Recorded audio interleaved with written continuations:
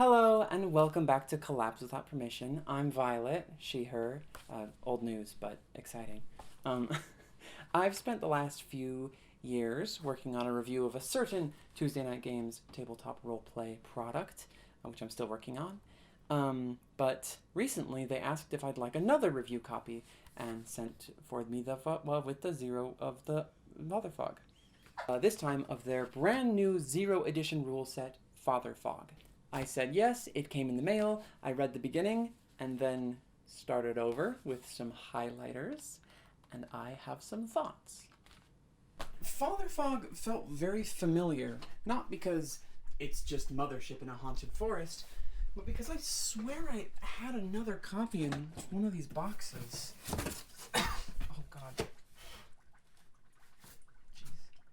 I really gotta get rid of these. I don't know if it was 2026 or 2016, but I mean, I swear, I've definitely seen this weapons list before, and the skills list is here somewhere. You know, sleep, exhaustion, addiction, even some of the art. On the other hand, I'm pretty sure I would have remembered this column titled Resting Activities, which is absolutely amazing, and I definitely would have remembered this combat page, which is absolutely awful. And in fact, I'm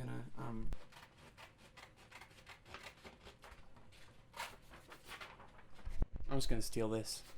Fresh fog, thank you for the fresh fog. I looked through all 400 books and couldn't find another copy though, so maybe it does feel familiar because the character creation spread, the hope system, the classes and terminology are all basically Mothership. But those are big shoes to fill, and don't tell him I said this, he's kind of self-conscious about it, but Fatherfog's proverbial feet are kind of small. There's a table of 100 brooches and 100 trinkets, just like Mothership's trinkets and patches. But it feels kind of forced. There's also 100 artifacts and 100 silly, quirky ways you ended up with your starting coin, and 50 ways that you break down entirely.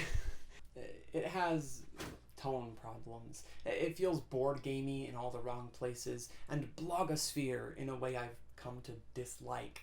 The skills system feels more like something out of Pathfinder than anything you'd find in a fairy tale. And the 100 entry tables, while impressive, get repetitive, because after 100 entries, of course they do. A Zero Edition is a kind of audition, and according to my instructor back from when I was a musician, that's the time to show off what you can do, not what you can't.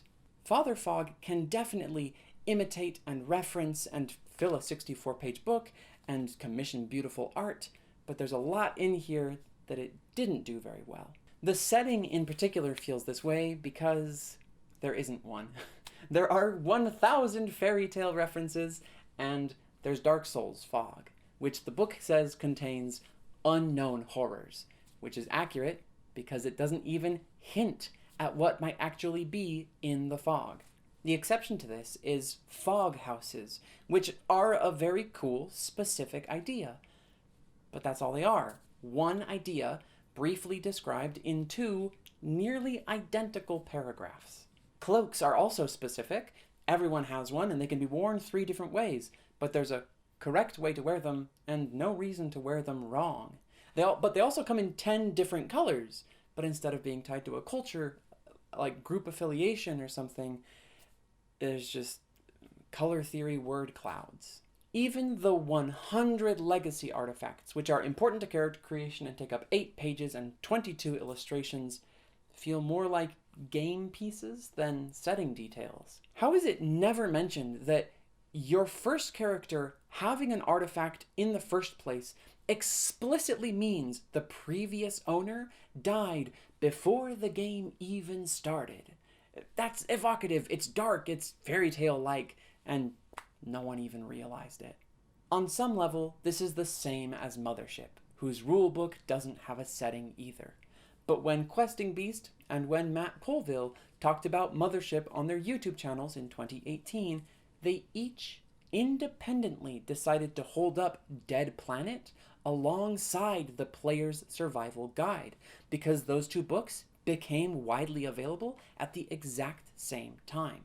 This was, and 8 years later still is, extremely notable. It communicated a certain attitude toward rules, adventures, and play that helped set Mothership apart early on. I wish I could have held up Fatherfog's first adventure alongside the rulebook in my video thumbnail, but I can't, because Fatherfog already missed its first big opportunity. I'm Violet, and I hope you have a nice day.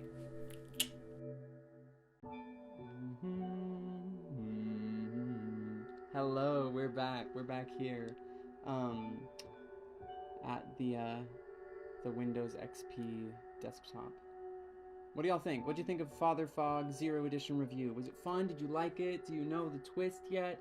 The twist ending. Let me explain this to you. So, I've obviously, like I said, I'm working on a really big project, and it felt really nice to just get this out of my system. I wrote it like 2 days ago in a single day, which I rarely ever do. And then I edited it, I filmed yesterday, edited it today. I was gonna put the finishing touches on and hit export. Went to TuesdayNightGames.com just to grab a little graphic to put on there. And first thing I see, Fatherfog Introductory Adventure Into the Fog, available as of literally today. So that's literally the funniest thing they could have ever done. So I'm rolling with it. I changed the thumbnail to reference the fact that the adventure's out now. I stand by everything that was in the video still. It's still applicable to how I feel about like the rules that were presented and how the conversation around Fatherfog has been driven so far. But I do want to read this adventure. So basically, next week I'm going to do a first impressions read through of Fatherfog's introductory adventure Into the Fog here on this channel. So just keep an eye out if you want to watch that. If you want to ask me where the hell I've been, just whatever. It's going to be super fun, and it's going to be back. So goodbye for a second time. Hope you have a good night this time. It's all nice and starry and beautiful. Do you like my Fatherfog background? Did I do a good job? Yeah.